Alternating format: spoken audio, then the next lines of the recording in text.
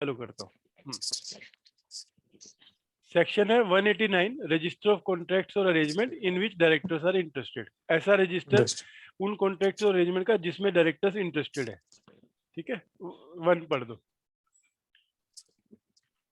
Ji, subsection 1, every company shall keep one or more registers giving separately the particulars of all contracts or arrangements to which subsection 2 of section 184 or section 188 applies in such manner and containing such particulars as may be prescribed, and after entering the particular such register or registers shall be placed before the next meeting of the board and signed by all the directors present at the meeting.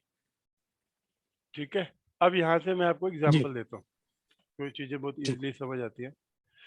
Ji sir. हमने कल किया, right move ने agreement किया mister गौरव के साथ। दो scenario थे cement बेचने का। जी सर। 100 करोड़ का, ₹105 पे, ये एक सिनेरियो था जी। और एक सिनेरियो था 85 पे। 85। दोनों में क्यों मैंने ये दो एग्जांपल दिए, क्योंकि पहले एग्जांपल में आप आर्म लेंथ बेसिस पे कर रहे हो, आर्म लेंथ बेसिस, यस। तो यहाँ पे सिर्फ 184 एप्लीकेबल हो गया, क्योंकि अगर आर्म लेंथ ट्रांजेक्शन है तो 188 एप्लीकेबल नहीं है, ऑर्डिनरी कोर्स और आर्म लेंथ नहीं। और जब ऑर्डिनरी कोर्स और आर्म लेंथ पे नहीं है तो 188 एप्लीकेबल हो गया। Yes yes, right. तो दो टाइप की ट्रांजेक्शन है, तो हमको दोनों में बेसिक डिफरेंस करना आना चाहिए। ट्रांजैक्शन वही है, सेल परचेज सप्लाई, लेकिन अगर आर्म लेंथ पे और ऑर्डिनरी कोर्स ऑफ बिजनेस है तब तो 184 लगेगा, 188 वन नॉट एप्लीकेबल हो गया। और जब आर्म लेंथ पे नहीं है और 188 वन लग गया, तब हमारी रिक्वायरमेंट थी कि बिना बोर्ड मीटिंग के नहीं, अगर लिमिट से ऊपर है तो शेयर होल्डर्स की अप्रूवल वो सब लगना था। तो इन दोनों टाइप की ट्रांजेक्शन की, अब खाली यहाँ से फर्स्ट सेक्शन 188(1) अप्लाई कर को दोबारा पढ़ो एक बार, क्या बोल रहा है इतना पोर्शन। अच्छा। Every company shall keep one or more registers giving separately the particulars of all contracts or arrangements to which subsection 2 of section 184 or section 188 applies. तो ये दोनों केसेस हो गए, पहला 184(2) का, दूसरा 188(1) का। 181 का, यस। इसमें मैंने लिख दिया आर्म लेंथ,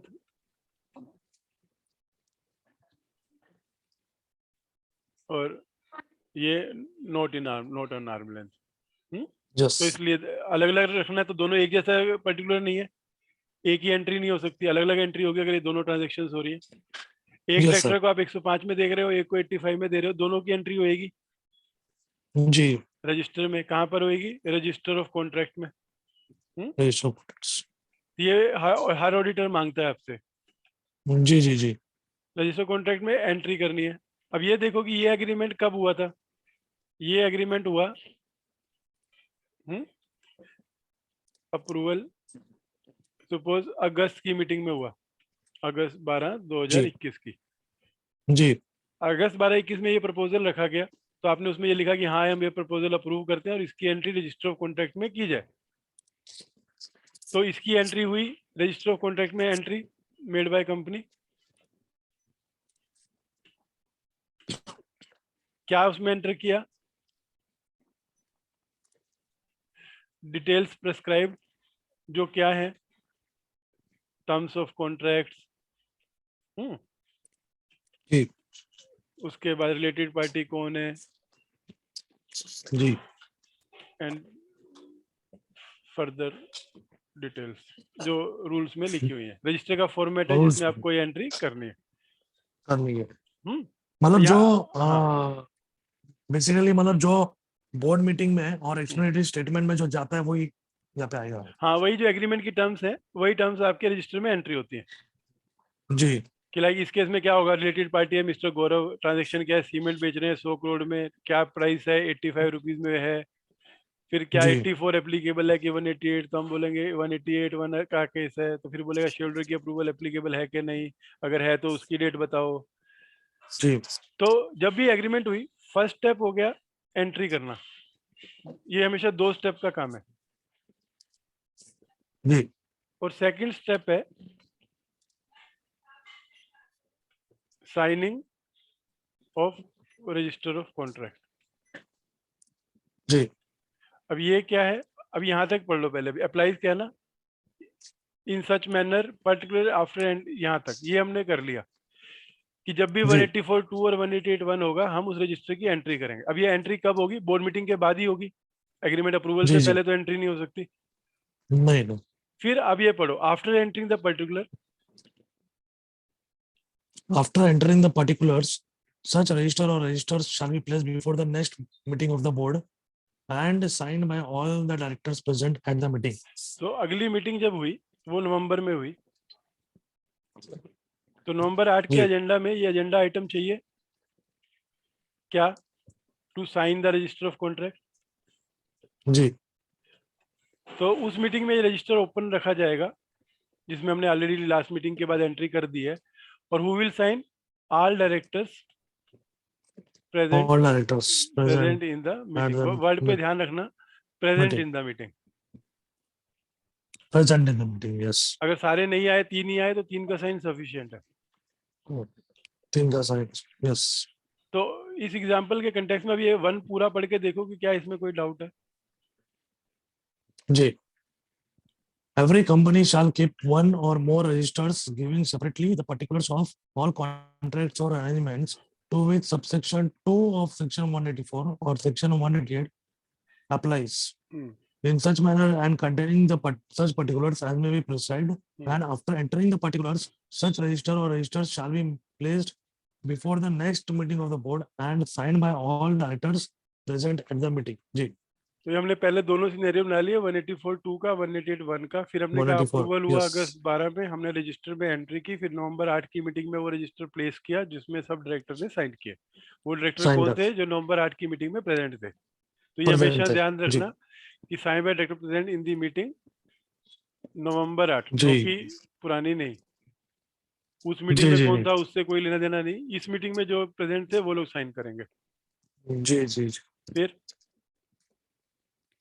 ये 2 फिर पढ़ो। है हाँ। subsection 2. Hmm, Every director or key manager personnel hmm, shall within a period of 30 days of his appointment hmm, or relinquishment of his office, हाँ। as the case may be, disclose to the company the particulars specified in subsection 1 of section 184 hmm. relating to his concern or interest in the other associations which are required to be included in the register under the subsection or such other information relating to himself as may be prescribed. अब इसको मैं थोड़ा सा आपको 184.1 के context में बताता हूँ। जी 184.1 में हमने पढ़ा था एवरी डायरेक्टर, 184.1 में जी जी एवरी डायरेक्टर, ध्यान रखना केएमपी नहीं था, एवरी डायरेक्टर करेक्ट यस क्या करेगा, डिस्क्लोज करेगा। कब, फर्स्ट जी meeting of the year, first meeting ही attends and thereafter first meeting of financial year. जी क्या, डायरेक्टरशिप, शेयर होल्डिंग जी in other companies, AOPs etcetera. ठीक है, हमने पढ़ा था ये। यहाँ पे जी सर सिर्फ वन टाइम डिस्क्लोजर है ये कि आज के दिन में यस मैं यस इसमें हूँ। उसके बाद अब रेकरिंग यस में 189.2 है, ध्यान ओके रखना, कोई लोग कंफ्यूज हो जाते हैं कि कौन सा लिखने का। अब 189.2 जी सबसे जी पहले एप्लीकेबल किस पे, एवरी डायरेक्टर डायरेक्टर और केएमपी, कौन से, और के जो सीज टू बी और गेट्स अपॉइंटेड, हाँ, जी एज डायरेक्टर और पार्टनर एटसेट्रा। जी वो क्या करेगा, डिस्क्लोज करेगा कंपनी को, राइट मूव को, जी सच चेंज, और फॉर्म कौन सा प्रिस्क्राइब्ड है, MBP1, और कब देना है, विद इन 30 डेज। 30 days तो टाइम लिमिट भी है आपके पास। अगर जी आप मेरी कंपनी में डायरेक्टर हो और कल को आप पॉपुलर सर्विसेज में डायरेक्टर बन गए ड्यूरिंग द कोर्स, तो आपको जिस दिन आप डायरेक्टर बने उसके 30 डेज में मेरे को एक MVP 1 देना है, ये बोलते हुए कि मैं पॉपुलर सर्विस में डायरेक्टर बन गया हूँ। जी तो मुझे कैसे मालूम पड़ेगा आप क्या क्या चेंज कर रहे हो जब तक आप मुझे डिस्क्लोज नहीं करोगे एज ए राइट मूव। बराबर तो यहाँ पे अब इस कंटेक्स्ट में ये सेक्शन पढ़ो 2 वाला। जी। Every director or key manager personnel shall within a period of 30 days of his appointment or relinquishment of his office, as the case may be, disclose to the company the particulars specified in subsection 1 of section 184 relating to his concern or interest in the other associations Hmm. which are required to be included in the register under that subsection or such other information relating to himself as may be prescribed. Right. Sir तो ये such other information क्या आ गया तो relating to himself जो as may be prescribe की prescribed. हुई है वही सब कि कौन सी कंपनी में कौन सी डेट से क्या बना, कितनी शेयर होल्डिंग है। जी जी जी। और सर इसमें और एक चीज है, हम्म। अपॉइंटमेंट और रिलिंक्विशमेंट ऑफ हिज ऑफिस, हाँ, तो ये 188 में जो क्लॉज 5 है, ऑफिस और प्लेस ऑफ प्रॉफिट, ये भी आ जाता है क्या? ये अदर कंपनीज के लिए, अदर कंपनी में कोई चेंज हुआ तो वो बताएगा, अपनी कंपनी का नहीं है। अच्छा, अपनी कंपनी का नहीं है। ओके ओके क्लियर, ये दो ओके सेक्शन ओके। क्लियर है। अभी 2 के कंटेक्स्ट में एक बार ठीक ऊपर से नीचे पढ़ लो पूरा सब सेक्शन एवरी डायरेक्टर से। जी।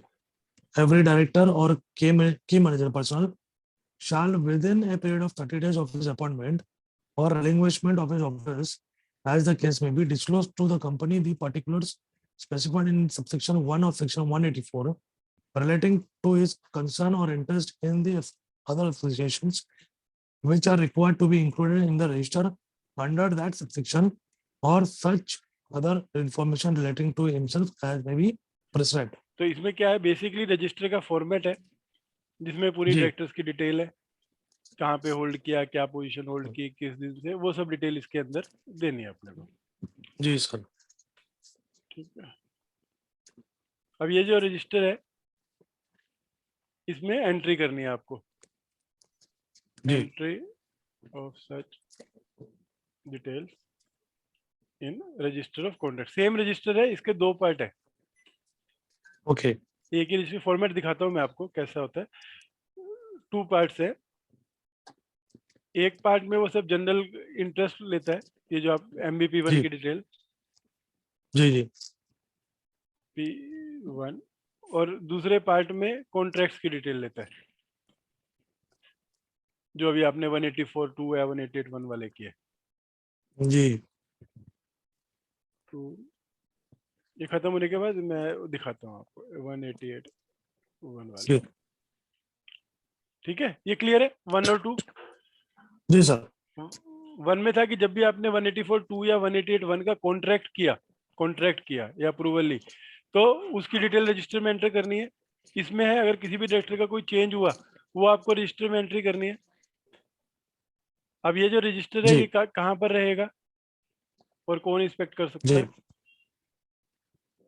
The register referred to in subsection 1 shall be hmm, kept at the office, place shall कहाँ be पे kept होना at the चाहिए? registered of office, registered office. registered office फिर of the company inspection and during office hours, business hours.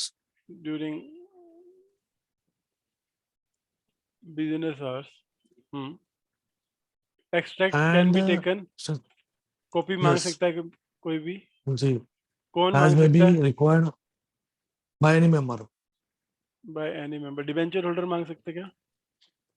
नहीं, यहाँ पे तो नहीं दिया हुआ डिफेंस होल्डर।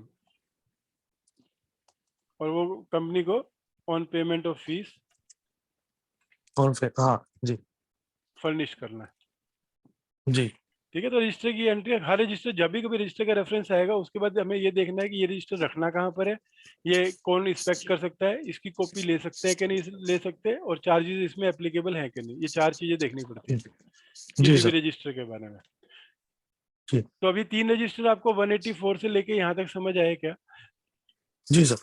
एक था register of investment not held in out name, yes फिर register of yes loan yes guarantee and investment under 186, yes और उसके बाद अभी 188 में रजिस्टर ऑफ कॉन्ट्रैक्ट्स और जी अरेंजमेंट।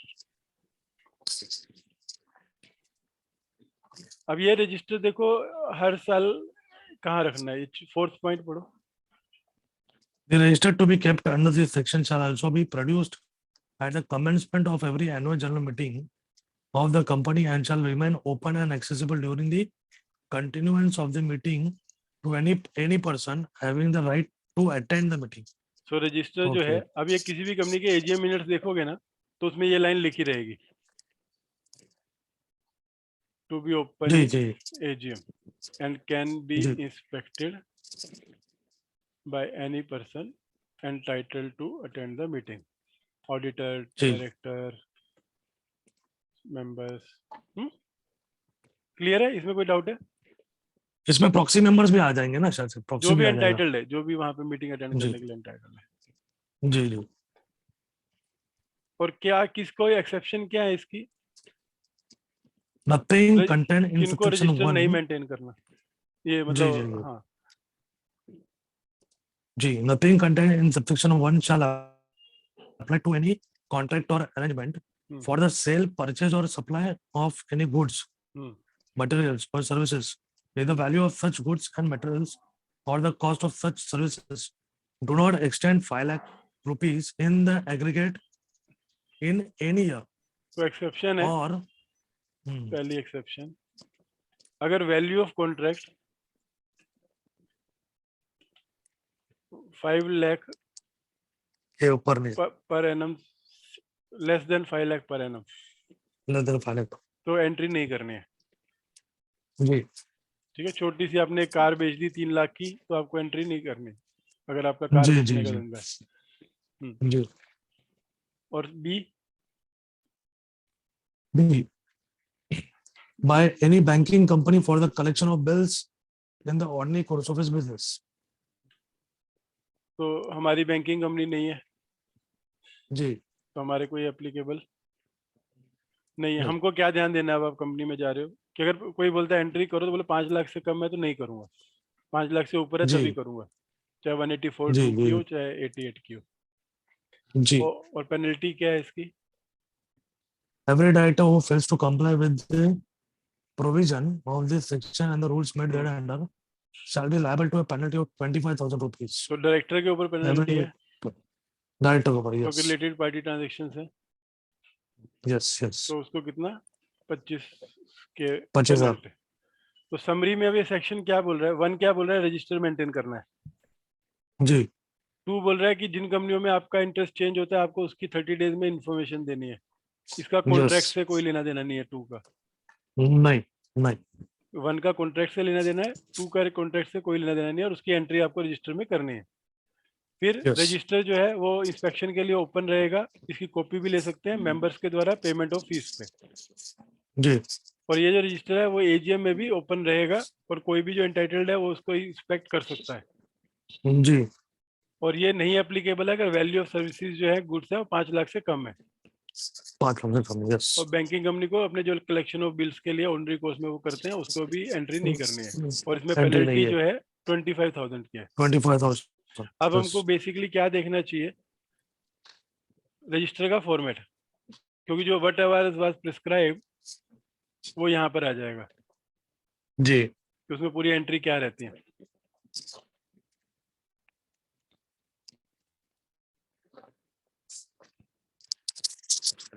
ये जो हम्म, हाँ ये जो समझो कोई लीगल डॉक्यूमेंट अगर हमें बनाना रहेगा हम्म, तो उसका फॉर्मेट या ऐसा कुछ कहाँ पे मिल जाएगा, मिलता है मतलब ना, कोई गूगल में वेबसाइट मिलता है, है? कोई गूगल में मिलता है ना, कोई भी हर एक का जी ड्राफ्ट जी मिलता है। ओके और फिर उसी कंपनी में पहले देखने का कि पहले कभी हुआ है क्या, उसको बेस लेने का, नहीं मिला तो गूगल से लेने का। जी जी ठीक है, ये फॉर्मेट देखो, register contract with related party and contract in which directors are interested, ये पार्ट ए है। पार्ट ए अभी ओके वो जो हमने सीमेंट की ट्रांजेक्शन करी थी ना, उसको ये एंट्री भर के देखो, डेट ऑफ कॉन्ट्रैक्ट और अरेंजमेंट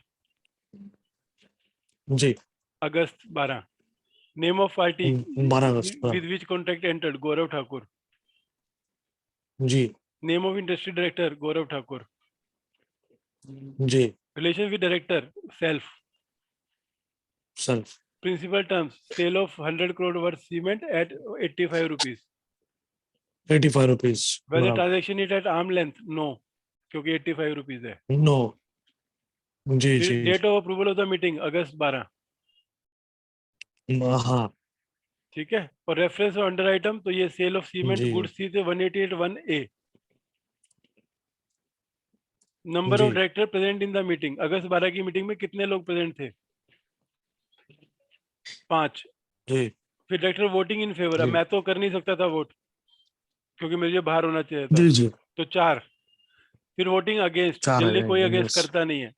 नील. डायरेक्टर जी रिमेनिंग जी जी. न्यूट्रल. अगर 4 के 4 थे, चारों ने फेवर में किया तो ये भी नील हो गया. जी जी जी. फिर date of next meeting at which register was placed November 12. 12. Yes. फिर अमाउंट ऑफ कॉन्ट्रैक्ट 100 करोड़. जी. फिर date of share approval not applicable क्योंकि 120 करोड़ से कम है. 120 का. हाँ जी. अगर 120 से ज्यादा है तो डेट ऑफ शेयर अप्रूवल आती. वो भी आता है. Yes. और सिग्नेचर्स जो अगली मीटिंग में नवंबर 12 में जो मीटिंग में प्रेजेंट है डायरेक्टर वो साइन करेंगे. Signature. ठीक है. ये So इसका that हो गया. all that. Yes. अभी पार्ट बी भी देख लो इसको. जी.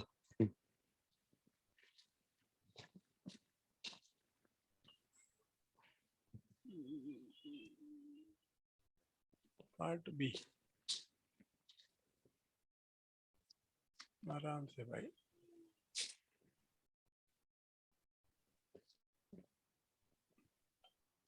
बैक. पार्ट बी में बेसिकली एमबीपी 1 की डिटेल्स रहती है. जी.